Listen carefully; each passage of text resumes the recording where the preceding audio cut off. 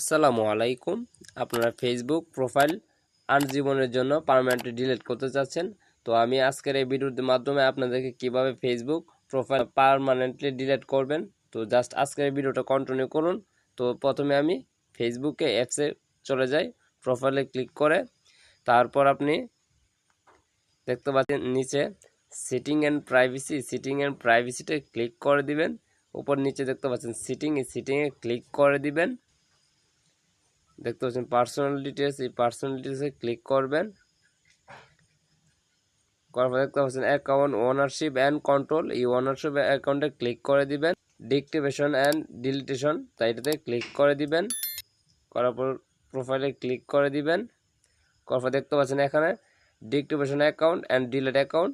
তো deactivation account হলো আপনার যে অ্যাকাউন্ট থেকে আপনার যা এটা ডিলিট করলে, ডিএক্টিভেশন করলে আপনারটা যে কোনো সময় এটা ইউজার আইডি এবং পাসওয়ার্ড দিয়ে আপনি লগ ইন করতে পারেন। ডিলিট অ্যাকাউন্ট হলো গিয়ে আপনার ডিলিট অ্যাকাউন্ট করলে আপনারটা পার্মানেন্টলি ডিলিট হয়ে যাবে। আপনি যার সাথে চ্যাট করেছিলেন, কথাবার্তা বা কোনো কিছু বলেছিলেন, পোস্ট করেছিলেন, ছবি ভিডিও শেয়ার করেছিলেন, এগুলো আপনি কোনো কিছু পাবেন না।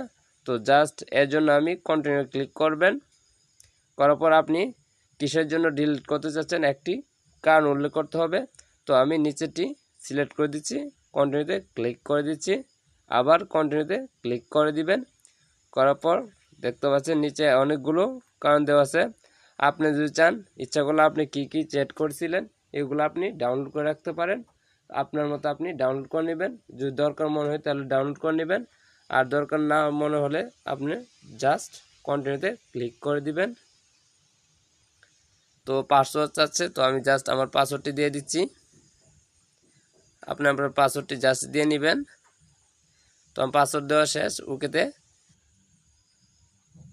তো দেখতে পাচ্ছেন ডিলিট অ্যাকাউন্টে ক্লিক করে দিবেন। আপনার আইডিটা জাস্ট পার্মানেন্টলি ডিলিট হয়ে গেছে। এখন আপনার সাথে কেউ আর আপনার সাথে চ্যাট করতে পারবে না। বাট আপনি 30 দিনের ভিতরে যদি এই আইডিতে আবার লগ ইন করেন তাহলে এটা আপনারটা আপনি আবার ফিরে আসবে। তো আমি বলবো আপনাদেরকে 30 দিনের ভিতরে আপনারা লগ ইন করবেন না।